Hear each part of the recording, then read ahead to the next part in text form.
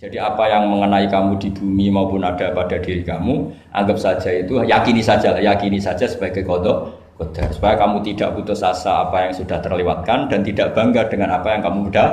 Misalnya saya ini kan termasuk kiai keren misalnya.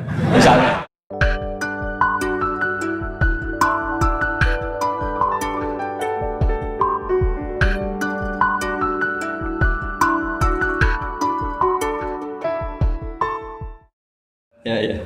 Masalah keimanan. Tanya apa ngeluh? Kalau tanya boleh ya gimana? Masalah keimanan tentang qada dan qadar.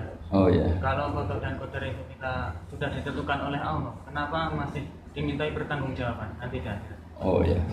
Betul.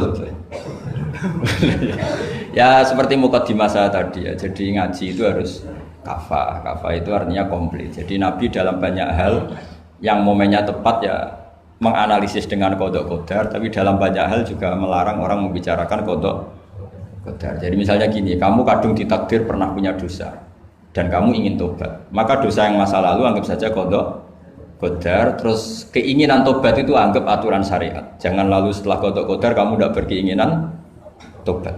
Ini penting saya utarakan karena Nabi itu ngendikan pasti dua kali. Saya jamin di setiap konteks sosial Nabi pasti ngendikan dua kali. Dua kali itu dua solusi. Nabi pernah ngendikan idza dzikiral qadar fa'amsiku wa idza dzikra ashabi fa'amsiku. Jika umatku telah menjustifikasi qada dan qadar fa'amsiku, kamu jangan ikut-ikut. Karena nanti akan yang zina enggak apa-apa, saya sudah qada qadar, yang maling ya enggak apa-apa karena sudah qada. Wah bahaya, bisa hancur syariat kalau seperti itu. Tapi ada banyak hal yang Nabi mengisnadkan itu ke qada qadar. Kayak cerita Nabi Musa dan Nabi Adam. Ada kan di hadis Sahih itu jelas. Ini dengerin ya, ini betul di hadis Sahih. Nabi Musa itu saking Israelnya, memang beliau orang apa? Pertama, semua Nabi kan pasti ngalami diangkat ke alam roh. Nabi loh ya, tidak sampean Nabi. Sampean tidak usah ambisi begitu, Nabi ini. Ketika beliau diangkat di alam roh itu ketemu Nabi Adam. Padahal Nabi Adam kan Abul Bashar, tokoh utama ada.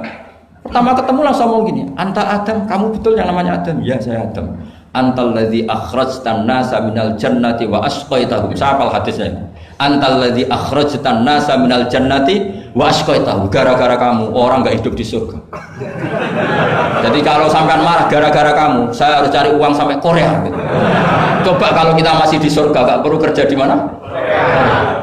Karena semuanya tersediakan, enggak punya istri jelek, semuanya cantik karena bidadari. Gara-gara jenengan kita harus keluar di bumi dan keluar dari surga. Nabi Adam itu karena orang sepuh ya, beliau santai saja. Anta Musa, kamu betul Musa? Ya, saya Musa. Anta kalimu, ya saya kalimu. Anta Sofio, ya saya. Nabi Adam masih muji-muji rilek. Ini pentingnya orang bijak. Jadi kalau sama nanti ngelawan saya tetap bijak insya Allah. Tapi sampai bisa neraka, ngelawan kiai itu dosa. Dosa sekali, bukan dosa biasa, sangat dosa. Nabi Musa, Nabi Adam masih anta sofi wa anta kalimu. Bukankah kamu melihat di Taurat bahwa saya akan dosa dan akan dosa saya sudah ditulis 40 tahun sebelum saya dosa? Iya ya Musa. Iya ya Nabi wa Adam, ya betul gitu. Berarti kamu mengkritik saya atalumunani fi amrin qad qadahu. Kamu mengkritik saya, menyalahkan saya dengan sesuatu yang sudah diqada-qadar oleh Allah sebelum saya lakukan. Jadi sudah ditulis sama Allah 40 tahun sebelum saya salah sudah ditulis skenario-nya nanti Adam akan salah terus keluar dari surga. Memang dari awal Allah skenario-nya seperti itu. Itu ibarat istri kamu sudah tahu ini kalau miskin setia, kalau sudah kaya nanti pola, itu sudah tahu. Tapi anehnya istri kamu ketika nyata pola kok tidak siap. Padahal sebetulnya sudah tahu itu ya kan. Makanya saya kalau ngaji di mana-mana bilang kelirunya orang Indonesia itu satu. Kalau ilmunya terbukti itu tersiksa, itu kelirunya orang ini. Semua cowok tahu enggak? Semua lelaki tahu enggak? Kalau enggak pernah nafakoi diomelin, tahu enggak? Tahu. Tapi ketika itu nyata enggak siap. Harusnya ketika nyata diomelin, alhamdulillah ilmu saya benar, terus ya. Tapi istri kamu juga gitu. Biasanya wong lanang nek duwe akeh pola. Terus dengar sampean mulai cinta orang lain, harusnya kan alhamdulillah ilmu saya benar kan. Artinya gini, manusia saja bisa memprediksi.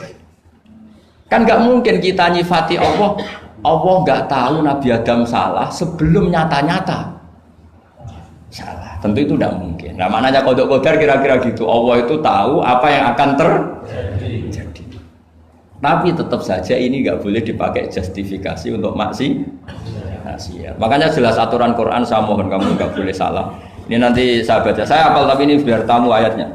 Itu ayatnya kan ma asaba musibatin fil ardi wala fi anfusikum illa fi kitabim min qabli an nabraha inna dzalika 'ala Allahi yasir likai la ta'sau 'ala ma fatakum wala tafrahu bima atakum. Jadi apa yang mengenai kamu di bumi maupun ada pada diri kamu, anggap saja itu, yakini saja sebagai qada qadar, supaya kamu tidak putus asa apa yang sudah terlewatkan dan tidak bangga dengan apa yang kamu udah. Misalnya saya ini kan termasuk kiai keren misalnya itu saya tidak pernah bangga karena memang ditulis kalau suatu saat Gus Bah itu keren, jadi bangganya di mana? Kan sesuai skenanya. Jadi untuk menghilangkan ujub bangga itu dengan cara iman sama qada qadar. Terus likaila ta'sau 'ala wafatakum, kamu tidak perlu putus asa dengan apa yang sudah kelewat. Misalnya masa lalu kamu ya tadi diusir istri, suami, macam-macam lah, utangnya banyak, wes sudah bangkit saja, itu sudah takdir. Jadi mungkin ada yang mencarikan, coba ini carikan, mungkin di surat Hadid itu apa yang nanti dicari ayatnya. Pokoknya ayatnya tadi apa? Ma asoba min musibatin fil ardi wala fi anfusikum apa illa fi kitabim min qabli an nabraha inna dzalika 'ala Allahi yasir likaila taksau 'ala ma fatakum wala tafrahu bima atakum. Jadi qada qadar ditulis supaya kamu tidak putus asa menyesali apa yang sudah kelewat dan bangga kumoluhur terhadap apa yang kamu dapat. Jadi misalnya Pak Jokowi jadi presiden, untuk menghilangkan ujub ya, memang sudah ditulis kalau akan jadi, ya biasa saja sesuai skenario. Ya sama seperti sampean suatu saat tua, terus untungmu coplok, terus dredeg-dredeg, kepleset tiba. Soalnya harus senang saja. Zaman kamu muda juga sudah tahu kalau nanti akan seperti itu. Gitu. Jadi kalau itu terjadi, ya sudah, memang akan seperti itu. Jadi ringan saja. Ini pentingnya ngaji. Jadi sesuatu itu mudah sekali kalau dianalisis dengan dengan ya cukup ya. Satu lagi aja jangan. Kalau nggak salah itu surat Hadid. Biar ditahukan suratnya. Diumumkan siapa? Surat apa? Hadid itu. Hadid 22. Hadid 22 ya. Hadid 22.